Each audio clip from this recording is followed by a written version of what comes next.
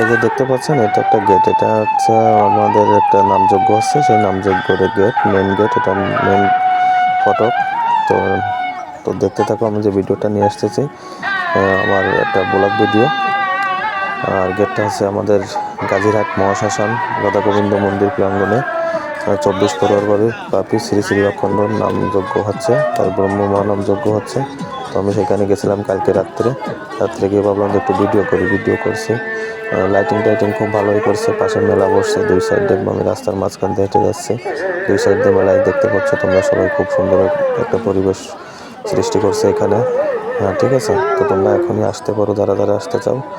নামযজ্ঞটা হবে 3 দিন, তো কালকে ছিল প্রথম দিন, আমি আজকে দ্বিতীয় দিনের ভিডিওটা আপলোড করছি, পোস্ট করছি।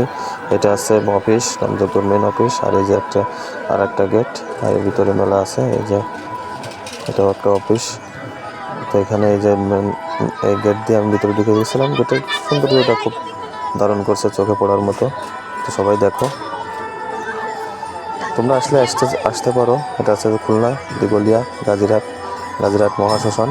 তো সবাই আসতে পারো, নামযজ্ঞ হবে 3 দিন, প্রসাদেরও ব্যবস্থা আছে। তোমরা যে আসতে চাও সবাই আসতে পারো। এই যাচ্ছে মেন নামযজ্ঞ খোলা, নামযজ্ঞ অলরেডি চলতেছে। তো আমি একটু ভিডিও করে নিলাম সেই ফাঁকে।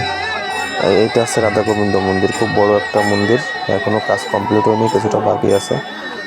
ঠিক আছে, দেখো পুরো নাট মন্দির করা, ছাদ দিয়ে পুরো পিলার দিয়ে, খুব সুন্দর একটা জায়গা, খুব সুন্দর একটা পরিবেশ, এবং দেখার মতো কিছু জিনিসও আছে এখানে। গাজীরহাট মহাশ্মশান মানে নাম করা একটা জায়গা।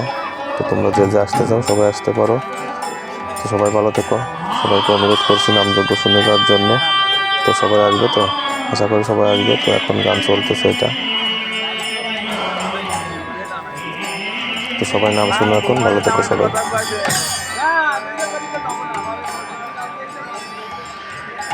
কৃষ্ণ